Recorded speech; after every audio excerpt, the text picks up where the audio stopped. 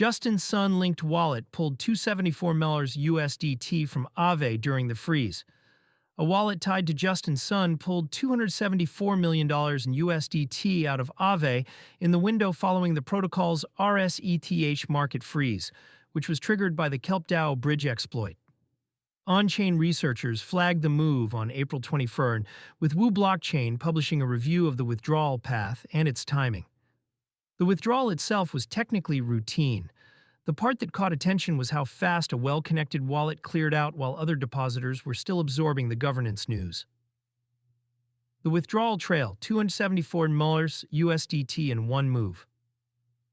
Per Wu Blockchain's review, the wallet, identified on-chain as linked to Justin Sun, moved $274 million USDT off Aave in a short window after the protocol paused its rsETH markets. $274 million on its own is a large withdrawal by any measure, but the part that caught analysts' attention was the pace.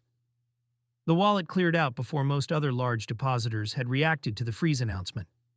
On-chain data showed the stablecoin stack being repositioned in a single deliberate sequence of transactions rather than a staggered unwind, which is how researchers traced it back to a known Sun-linked cluster. Timing around Aave's rsETH freeze. Aave's emergency governance action, triggered by KelpDAO's $292 million Layer 0 bridge exploit, kept rsETH borrow and supply markets on V3 and V4 frozen, while auditors mapped the damage.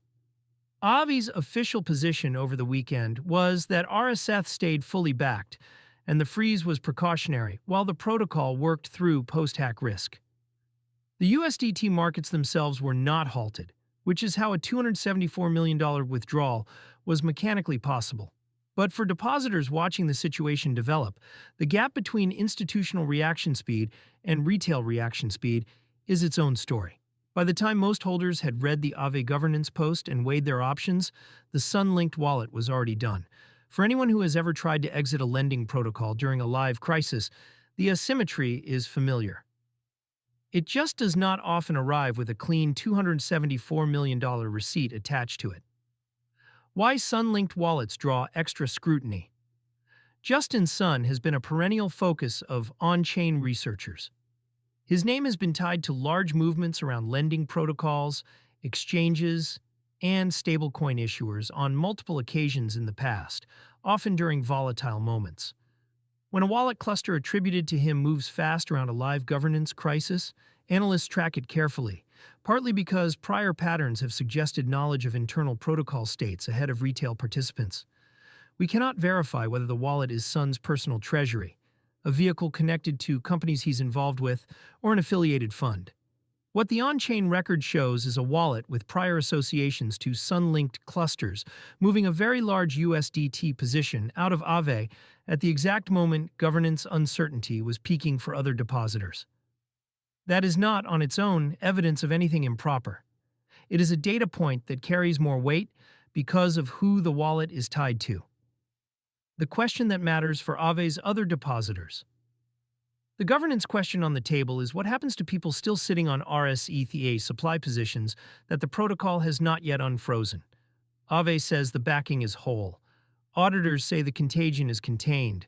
Retail lenders in the frozen markets have been asked to wait. Meanwhile, at least one connected wallet cleared a $274 million USDT stack on the open side of the protocol and walked away clean.